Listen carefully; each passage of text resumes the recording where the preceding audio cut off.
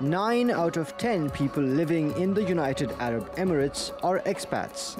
The lure of tax-free living is what's brought many of them here, but that perk is gone. I'm scared because, everything is actually expensive already in Dubai, so the fact that they actually added 5% is crazy, but, we can't actually escape. We just have to. It's definitely going to change my, everything. The UAE and Saudi Arabia both introduced the 5% tax on Monday. The Emirates expect to earn $3.3 billion from the levy this year, while Riyadh hopes to bring in more than $15 billion in 2018. Other member states of the Gulf Cooperation Council agreed to introduce similar taxes by 2019. Abu Dhabi and Riyadh want to diversify their economies and boost government revenues. The International Monetary Fund says the new taxes will help achieve both these targets. VAT is a long-term tax reform to help diversify revenues of the state. It's not a one-off. It is something that will allow the government to diversify revenues, and the VAT is broad-based tax, therefore it will not be focused on one sector and on one category. It will allow the economy with the low rate of VAT, which is 5%, to absorb it, and the high level of exemption. School fees, airfares and healthcare expenses are exempt from the tax, but Riyadh is raising other fees on expats. The annual dependence tax charged on each family member was about $324 in 2017. That tax will quadruple by 2020. When you put it on top, everything, it will be a lot, definitely, that it will not be balanced like salaries start coming up, and so it will be definitely affect the whole everything. The UAE and other Gulf countries are also under pressure from the European Union to increase corporate oversight and taxes. As the governments move to comply with global standards, life for expats could become more taxing. Mobin Nasir, TRT World.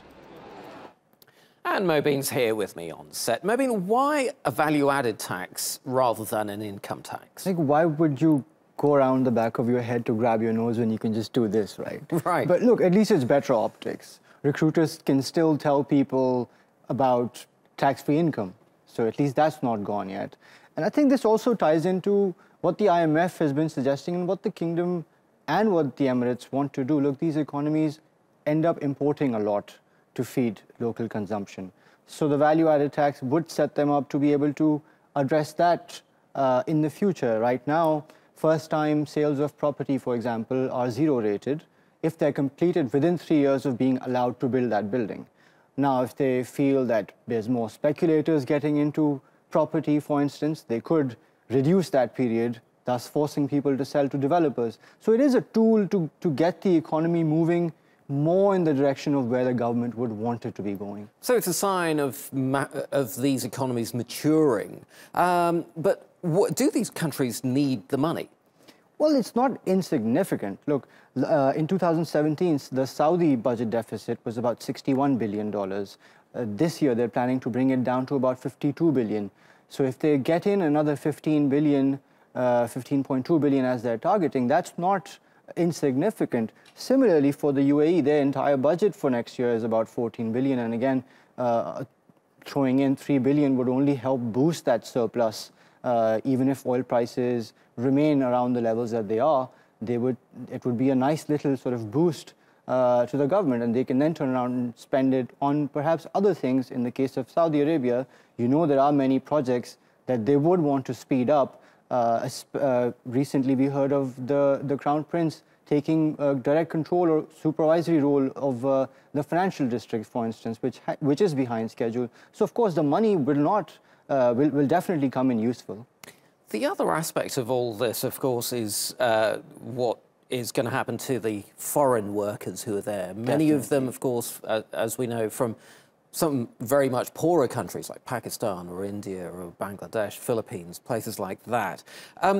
And Saudi Arabia are hiking the taxes on those people on those people as well. In fact, look, the VAT, of course, affects everyone, So that's definitely a regressive tax, and it's going to hurt the poorest most. And then, of course, there's these dependence taxes. These aren't just affecting blue-collar workers, mind you. Many of them probably prefer to keep their families back home so they can save whatever they earn. But this is going to be a significant amount, and it will start affecting people in high-earning professions as well. Mobin Nasir, thank you very much indeed.